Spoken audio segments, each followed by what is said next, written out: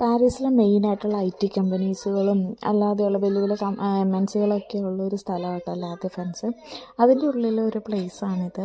ഇവിടെ മെയിനായിട്ടും ആൾക്കാർ സൈക്ലിങ്ങിനും പിന്നെ ജോഗിങ്ങിന് പിന്നെ വർക്കൗട്ട് ചെയ്യാൻ അങ്ങനെയൊക്കെയാണ് മെയിനായിട്ട് ഈ ഒരു പ്ലേസിൽ വരുന്നത്. ഇവിടെ ഒത്തിരി ഇങ്ങനെ ഇരിക്കാനും അല്ലെങ്കിൽ വർക്കൗട്ട് ചെയ്യാനൊക്കെ കുറേ സ്പേസ് ഉണ്ട് കേട്ടോ.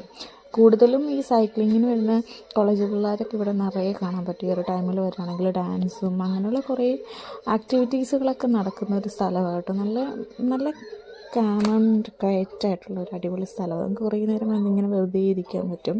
പിന്നെ ഇവിടെ ഒരു ചെറിയൊരു പോണ്ട് പോലെയുണ്ട്. ഇങ്ങനെ നല്ല രസമാണ്. ഇവിടെ നിന്ന് നോക്കിയാൽ നമുക്ക് ഐഫൽ ടവറും ആർട്രേമും എല്ലാം നമുക്ക് ഇവിടെ നിന്ന് നോക്കിയാൽ കാണാൻ പറ്റും. ആ നേരെ കാണുന്നത് ഇത് ക്യാമറയിൽ എത്ര ക്ലിയർ ആണെന്ന് അറിയില്ല, പക്ഷെ നേരിട്ട് കാണാൻ അടിപൊളിയാണ്. നമുക്ക് കുറേ നേരം ഇവിടെ ഇങ്ങനെ സ്പെൻഡ് ചെയ്യാനായിട്ട് തോന്നും. ഇവിടെ മെയിനായിട്ടും മേജറായിട്ടുള്ള IT കമ്പനീസുകളാണ് കൂടുതലായിട്ടുള്ളത്. പിന്നെ കുറേ അപ്പാർട്ട്മെൻറ്റ്സും ഉണ്ട്. ഇവിടേക്ക് വർക്ക് ചെയ്യുന്നവർ താമസിക്കുന്ന സ്ഥലമായിരിക്കാം അത്. കുറേ കൺസ്ട്രക്ഷൻസും നടക്കുന്നുണ്ട് കേട്ടോ ഇവിടെ തന്നെ. ഇതിനുള്ളിൽ തന്നെ ഒത്തിരി റെസ്റ്റോറൻറ്റുകളും പിന്നെ നല്ല എക്സ്പെൻസീവ് ആയിട്ടുള്ള കുറേ കാറുകളൊക്കെ റോട്ടിൽ കൂടെ പോകുന്ന കാണാം. കുറച്ച് നേരം ഇവിടെ ഇരിക്കുകയാണെങ്കിൽ ഇവിടെ ലംബോർഗിനിയുടെ ഒരു സർവീസ് സെൻ്റർ ഉണ്ട് കേട്ടോ. അതിനുള്ളിൽ ഒത്തിരി കാറുകളൊക്കെ ആയിട്ടിരിക്കുന്നത് കണ്ടിട്ടുണ്ടായിരുന്നു നമ്മൾ. പിന്നെ ഈ ചെടിയിൽ ഞാൻ ആദ്യമായിട്ടാണ് കായ ഉണ്ടായിട്ട് കാണുന്നത്. ഇതിങ്ങനെ ഡെക്കറേഷൻ നമ്മൾ നാട്ടിലൊക്കെ ഒത്തിരി സ്ഥലങ്ങൾ വെച്ചിരിക്കുന്നുണ്ട്, പക്ഷേ ഈ കായ ഞാൻ ആദ്യമായിട്ടാണ് കേട്ടോ കാണുന്നത്.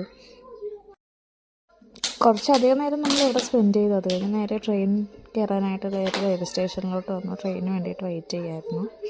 ഇതുപോലെ ക്ലോസ് ചെയ്ത് വെച്ചിട്ടുണ്ട് കേട്ടോ നമ്മൾ പ്ലാറ്റ്ഫോമും